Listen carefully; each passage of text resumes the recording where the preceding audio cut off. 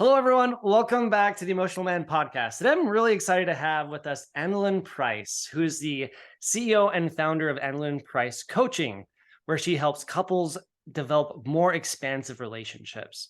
She also is the co-host of a podcast that she does with her husband called The Marriage Bites. So I'm really excited to have another podcast host on here. Excited to learn from all of her wisdom.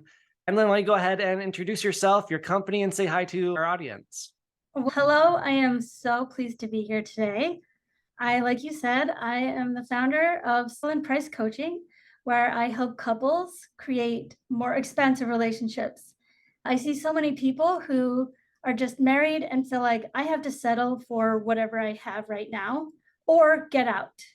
And there's actually a really amazing third option where you learn how to be in relationship in a way where everybody's needs get met, where you can actually have so much joy and you can learn and grow together. So there's so much more between settling and leaving. And this idea, some people believe that happy ever after isn't real, but it actually is possible if you're willing to do the work.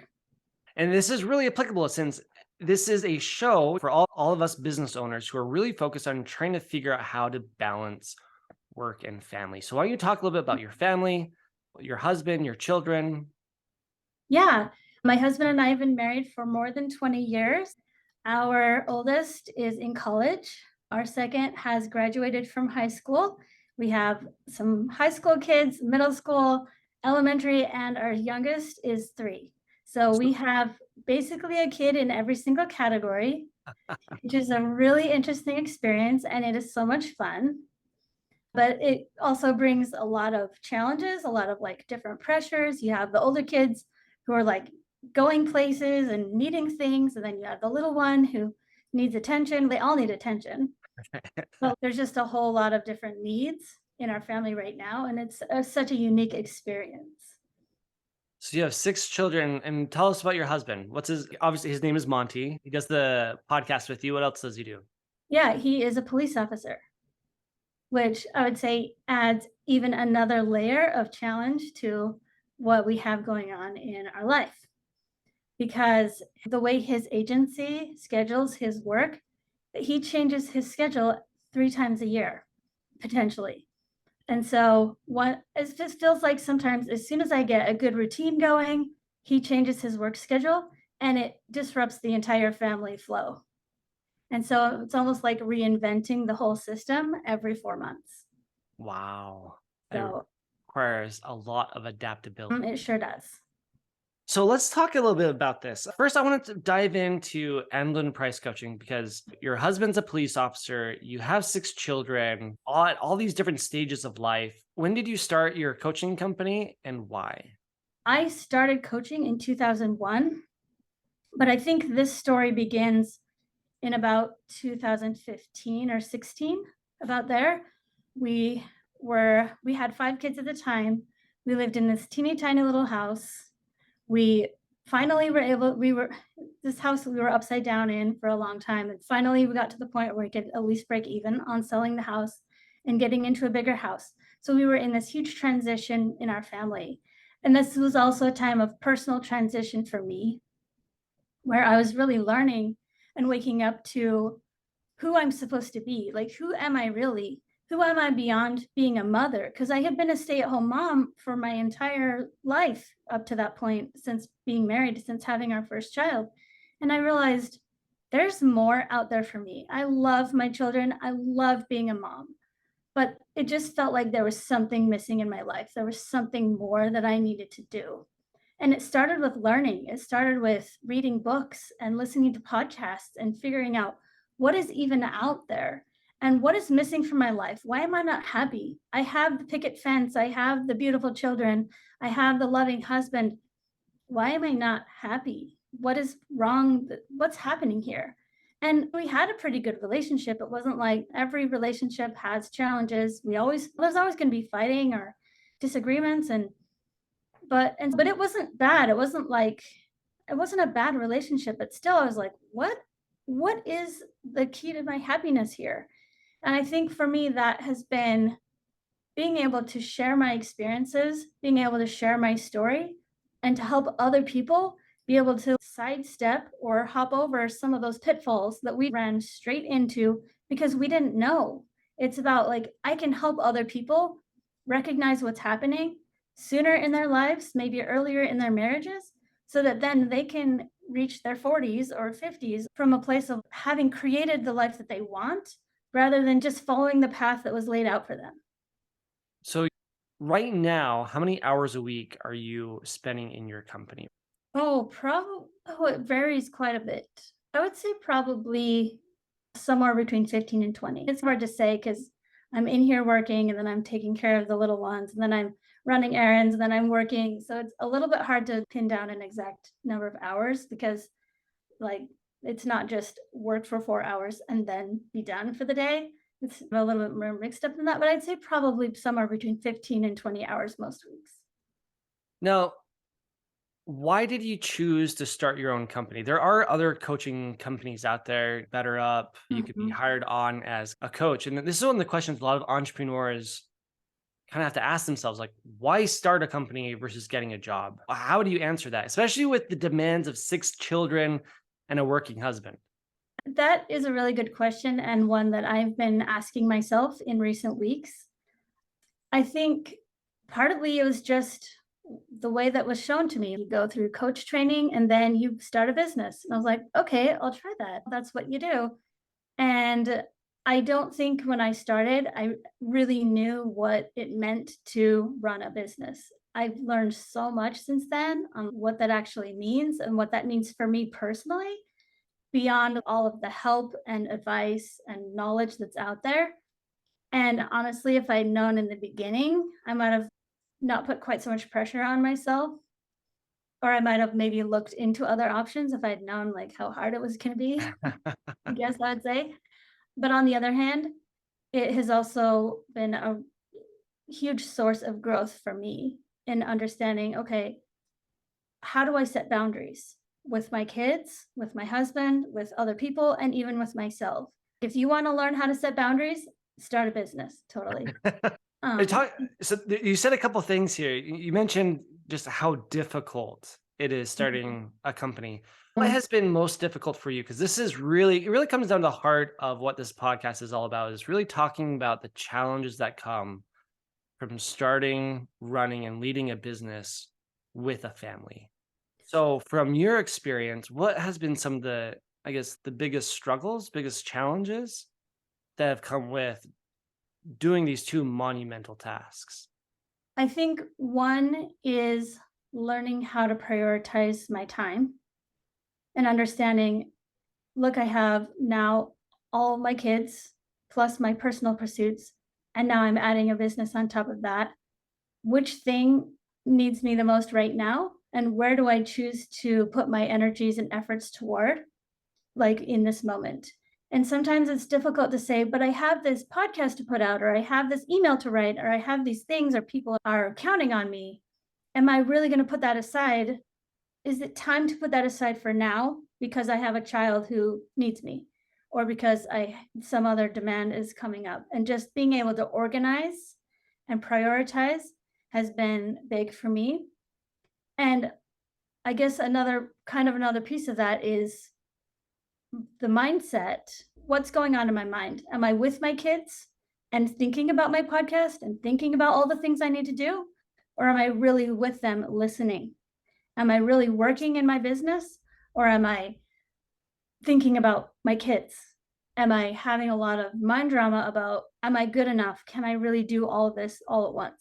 So a lot of it, some of it comes down to the physical aspect of what am I going to do for the next hour? Am I going to take this, like just the other day, yesterday, my son has fiddle lessons every Monday afternoon and he's able to drive himself. And I said, how do you feel about driving yourself to your lesson today? Do I really need to be there? And he was like, I prefer it if you come. And then I had a decision to make. Do I stay home and do it was going to be something to do with my business that I would have been doing instead? Or do I put that aside and help my son with his fiddle lesson? And I did. I actually ended up figuring out how to make it all work and I was able to go with him to his lesson and support him. But there's these decisions that need to be made throughout the day, at least in the way my life is set up. Sometimes it's hour by hour. I need to make these decisions. When my kid is, Mom, I left my folder at home. Can you come bring it to me? Do I continue what I was doing and say sorry? And sometimes I do that. Sometimes I say, sorry, I can't bring it. I have a meeting or I have some kind of obligation. And sometimes I decide I do have the minute, I do have the time that I can bring it. I want to be there for my kids. That is my number one priority, is to be there for my kids. And part of the reason for starting my own business is to have the flexibility to be there for my family. And if I'm putting my family aside for the business, then it seems like I've got things a little bit mixed up when it's something that they really need. Now, sometimes I do need to set boundaries and say, I'm working on this thing. I will talk to you in 20 minutes. And so feeling out where that line is has been a challenge for me, and something that is really helping me learn and grow, and helping my kids also to understand that there are things they can do on their own. Maybe they don't actually need me right then. Maybe sometimes I'm like, I'll be done in an hour, I'll be done in some amount of time, and they've figured it out by then. Turns out they didn't actually need me as much as they thought. And so it's helping them to learn and grow and be independent and figure things out on their own, but knowing that I will be here at the end of the day to help them and to support them and be there for whatever they need. You touch on something that I feel is really a crux for most business leaders, most business owners. That is the, where do I put my most valuable asset, my time and attention? Yeah. And we also have these priorities. A lot of our listeners, they're family centered, successful businesses. And so they have these two priorities. And when do you know when one supersedes the other? I think it's intuitive. I don't think I can make a checklist and say, okay, check, check, check. Okay, this one. Okay, check, check. No, that one. Obviously, if your kid's bleeding and needs stitches, it doesn't matter if your podcast gets out. But if they're like, I want a snack, I can say, get it yourself. Like, really, though, it is very intuitive, and you need to be in touch with your intuition and say, what is actually needed here right now in this moment? And you can't logic that out necessarily. Maybe you can sometimes, but really, what is the most important is the answer is intuitive. What questions have you asked or found helpful that you ask yourself to navigate those situations? You say, don't, the kid's bleeding, probably not. The podcast can wait. Yeah. Or I think the story you shared of your kid wanting to go to his fiddle lessons. Tell me how you navigated that situation. Because I feel like that's one of those areas where a child is expressing a need, but you could easily think about this in two different ways. One, this will be really good for him. This would be a really good opportunity lesson for him to go out and do something that's uncomfortable. Or, no, this is a point where I really need to be present with my son. Or, hey, this business priority is really actually critical. He can learn and grow. So sure, talk to me about the thoughts that went through your head and how you ended up navigating that circumstance. And I feel like that is something that a lot of other business owners are currently facing when their child is expressing a need and they're the competing priority in the business. It's just determining what's the best way to serve that child. Kind of walk me through that thought process. Just some general, what thoughts were useful for you as you were navigating that situation? I think I ask myself, can I do both? Sometimes it's, can I do both? Can I do this other thing later? Can this wait? Versus like the lesson is at a very specific time. It couldn't wait. I couldn't do it later in the evening. Or sometimes it's about, what is the need here? What is the greatest need? Is the greatest need my child right now? Or is the greatest need the consistency of my business? Maybe a client call versus like the kid who wants help with homework, which can be done after dinner, can be done later on. And so it's like fitting the pieces in to the puzzle of the day, where this has to fit here, but this thing can move around. Which things can I move? Which things can I not move? And then how do I want to handle that in the long run? And another way of that I think is really important is, what do I want to do? Do I want to go to his lesson with him?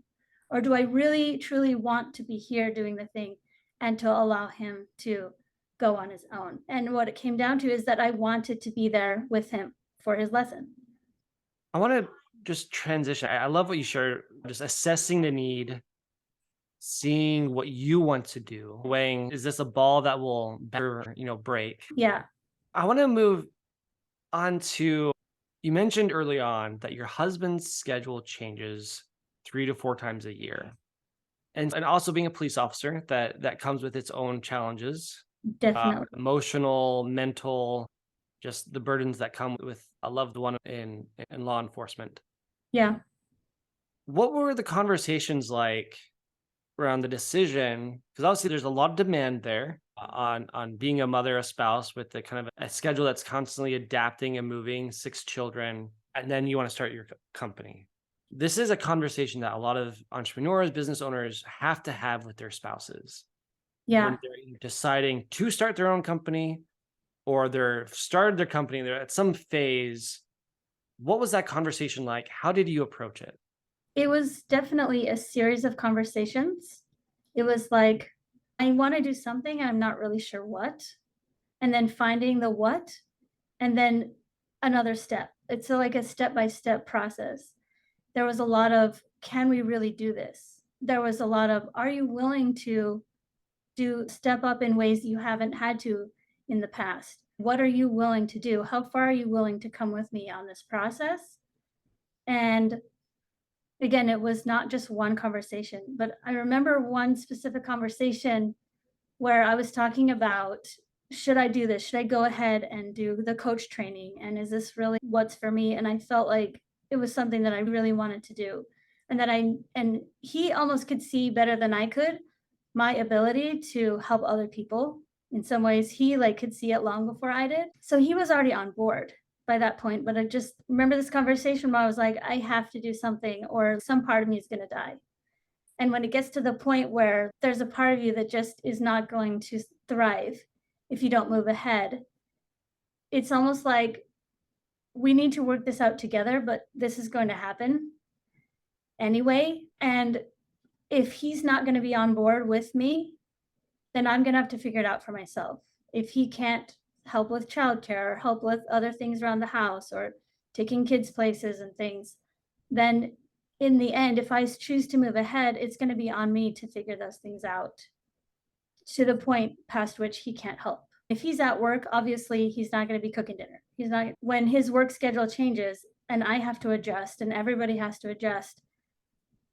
If this is my business, it's up to me to figure out how to make it work, how to adjust everything so that everybody's needs get met, which is the beauty of entrepreneurship because you have the flexibility to make those adjustments. If I was working for somebody else, I may not have as much flexibility as I have now to say, okay, now these are my working hours, or these are the hours where I'm going to set aside to spend time with my kids. And I have full 100% control over that right now, which I may not have if I was working for somebody else. How do you all get on the same page, moving the same direction? Because obviously there's going to be some competing demands. There could potentially be some competing demands here, especially for any business owner out there who also has a working spouse. If one's career or business requires demands to grow or to improve, the other person has competing demands, and then obviously you have your family's competing demands. How do you navigate those competing demands together as a team or as a couple? I want to say it's going to sound really cliche, but one day at a time, one thing at a time. Sometimes it's how are we going to do this weekend? Or how I maybe haven't quite figured out every answer to this question yet because we're still working through it. And each day brings unique things. Like he usually works, right now he's working night shift, which is a particular interesting challenge for me. But yesterday he worked during the day at a training. And so sometimes this week is not going to be the same as next week, but it also requires just constant checking in. Okay, what is your schedule this week? What's your schedule tomorrow? What hours are you free so that I can plug in the things that I want to do? And, or this is the time that I have an appointment, for example. And what can you do? What are you available for? Just this constant, like, we can't just, okay, this is our plan, done. The plan is constantly changing. And so we have to constantly, like you said, be adapting to whatever's happening today, because tomorrow is not going to be the same as yesterday. I think in a lot of those conversations, there's a lot of opportunity for some couples to really start developing a lot of resentment if they feel like their spouse's career or their spouse's needs or priorities start superseding their own. How do you go about addressing that potential? This is a really important question because resentment is so prevalent. So many people feel so much resentment over things. The way that I keep myself from feeling resentful is to drop expectations. So instead of saying, you have to watch the youngest because I'm doing this, and then if he's like, but no, I had other plans, it's dropping expectations doesn't mean I can't ask. So I can ask, I can make requests, but in the end, letting him say yes or no and truly being okay with that answer is the most important, because there's always another option. There's always a neighbor or a friend or changing up your schedule, or there's always an option. There's always a way to make sure that both of you get everything that you want and need, or most of what you want and all of what you need. And when resentment happens, when basically when you aren't taking care of yourself and you're expecting your spouse to take care of you in ways that are your responsibility and they're not, that's when people start to feel resentful. So if I am like, this is my responsibility, it's my business, it's my child, also it's our child, but like my this is my pursuit. It is actually my responsibility to do my pursuit if that's what I'm going to choose to do. And if my husband will help, if he can and he's able and he's willing, and I request and he meets that request, then that's really great. And if he chooses not to, I need to just let him be himself rather than try to make him do what I want for me. Does that make sense? It's kind of hard to explain, but if you forget that there's more than two options, like either I get what I need or he gets what he needs, you're missing out on the third option of we both get what we need. Maybe there's an option we haven't thought of, something we can get more creative. We can think of other ways to solve this problem rather than either or. You touch on expectations. Some of our previous guests on the show have had experiences where, for example, Tammy Durden, she's the founder of Fearless Business Boss. Her husband's a pastor, and she has multiple autoimmune disorders. She also starts her own company, but it Okay. requires a shift in mentality. That's also something that another one of our guests, Colin Dehan, talked about. He saw his parents, especially his father growing up, just work 60 hours at job and then work 40 hours at home, and that his role was to work and his wife's job was to take care of the family. We all come with like these childhood programming, or we have these expectations based on what we've grown up with, what we've seen. How do you, and as business owners, sometimes we have this expectation like my job's to provide and your job's to make everything work. It can be different Yeah. depending on the couple, but perhaps you can share maybe some of the expectations you had coming into marriage, into your business, and how those have changed and how you've navigated adjusting expectations.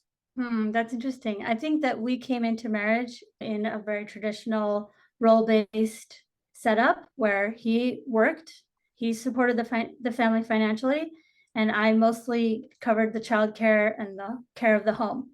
And we lived that way for a long time. And there came a point where we started to question these things, where I felt overloaded, but then he also felt overloaded because it's all on me. He felt enormous pressure to financially support the family, where I felt enormous emotional pressure to take care of everybody's needs, and everybody needs something different and they're needing things all the time and I never get time for myself. And so we started to question all of that, and we decided, okay, actually, whose job is it to do XYZ thing? And this is how it's been in the past, this is how we've been doing it, but is that really best for us? And so we started questioning all of our belief systems, all of the way that we had set things up in the past. And sometimes we decided, yeah, we're going to keep doing things that way because it works for us. It works for the way we're doing things. It works for our family. And sometimes we decided, actually, we're going to change the way we do this. We're going to do things differently because this will work better for both of us. We can meet each other's needs or each meet our own needs much more effectively if we change it up a little bit. And sometimes, I guess, a curse and a blessing for us is that we haven't lived near family. And so, on the one hand, like we don't have the extra help and support that sometimes you can receive from having grandparents or siblings nearby. But also, we don't have the pressure that sometimes your parents watching over your shoulder. What are you doing? How are you doing things? Sometimes they have opinions and Right. they get to have opinions. And sometimes it's hard to put aside the opinions of our parents and say, and who grew up in a whole different era, who have a whole different, and sometimes, so the blessing of it is that we get to do our own thing and there's nobody watching over our shoulder giving us judgments about the way we're running our family. So we were able to renegotiate. I feel like at some point, and again, this was a process probably, but we just burned the whole thing down and now we're rebuilding from the ground up, renegotiating. Okay, who's going to do the grocery shopping? Who's going to fold the clothes? Who's going to take the kids here or do this or do that thing? And it's rather than just, it's like building your house from scratch rather than moving into a house somebody else built for you. Yeah. And now we're making it something that we both really enjoy, both really love, and we're both really thriving in, that it fits all of us rather than we'll just make it work. I don't really love the kitchen or the bathroom is kind of small, but it's the house we have, so we're going to make it work. And that's a way that we operated for probably close to 15 years of our marriage. And now we're like, okay, this is really not working. And it's interesting that this metaphor came up because when this whole thing started was about when we moved from our old house, which was way too small, which was not meeting our needs at all, into our current house, which is much bigger. And again, when we moved here, we did quite a bit of remodeling on our current house to make it what we needed. And so I feel like we're doing that metaphorically with our lives, building our lives into something that works for all of us, that fits what we need and what our kids need, and changing things up that so that everybody can thrive rather than just make do. I really like that. I think negotiation is a crucial factor. I've often compared a marriage to a merger and acquisition.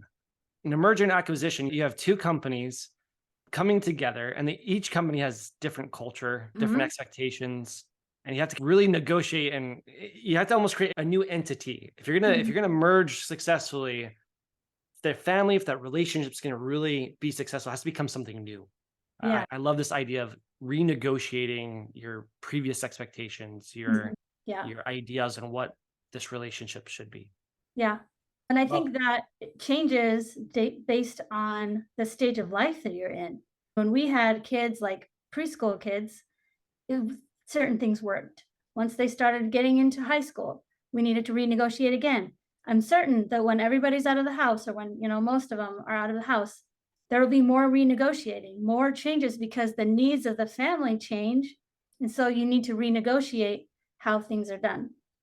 Just like a business, as a business grows, you need to do things differently because what worked for you in the very beginning doesn't work 5 or 10 years down the road. yeah, it really requires some evolution.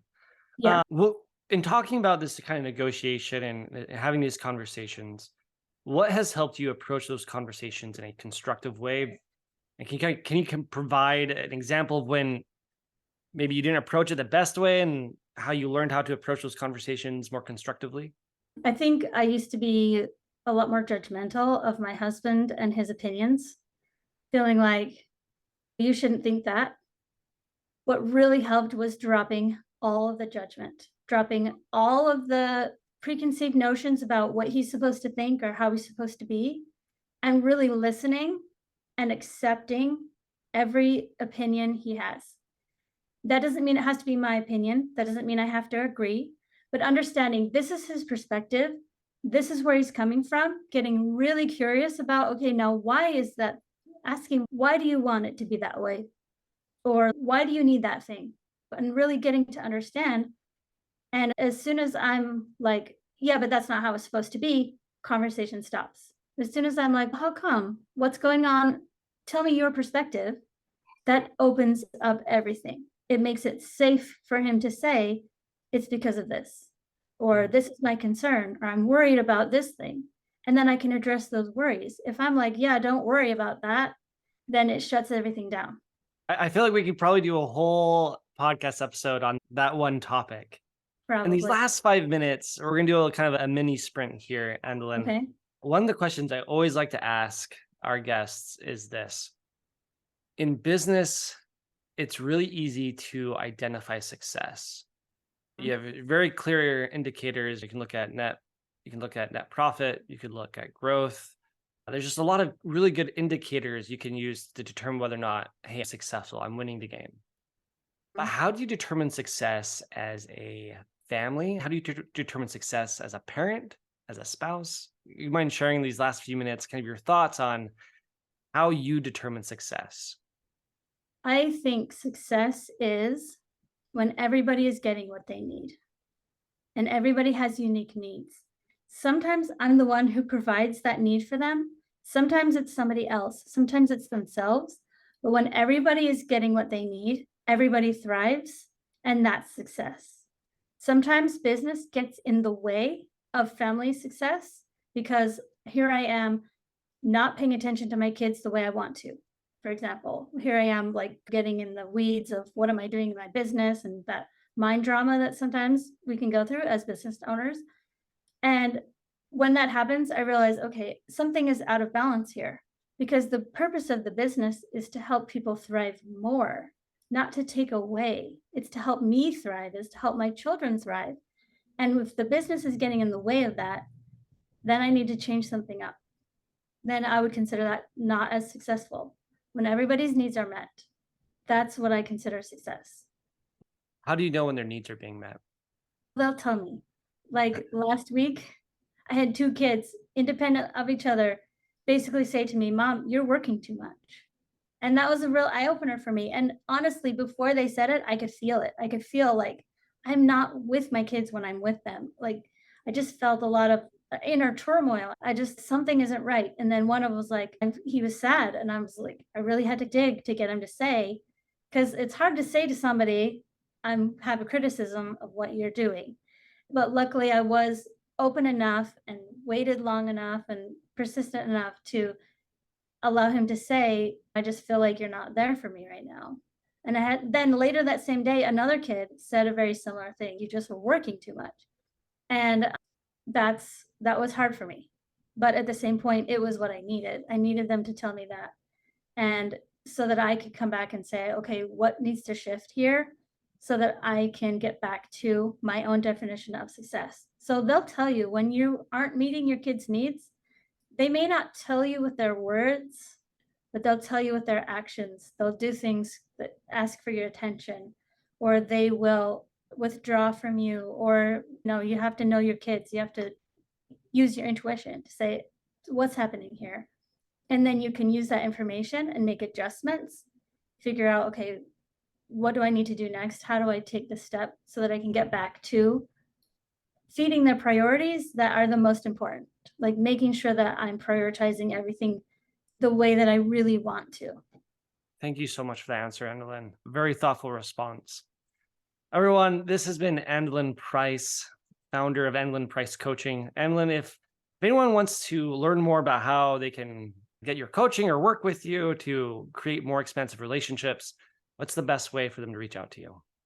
If you go to my website, andelinprice.com, you can sign up for download of 24 really fun activities that you can do with your spouse. They are so much fun and it's mostly free and it's done for you.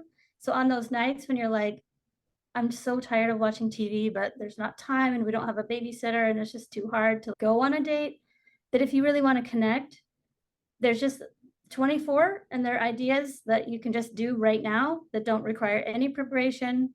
20 minutes is all you need. That's a good place to start. Look, check out my website. Also, I post on Instagram from time to time, just little thoughts and ideas and different things. And so Andelin Price Coaching is my Instagram handle. And those are probably the two best places to connect with me. Wonderful. And then thank you so much for coming on the show. It's been wonderful, especially to hear the wisdom and the experiences and challenges you faced. Thank you so much. Thank you so much for having me. I really enjoyed this conversation.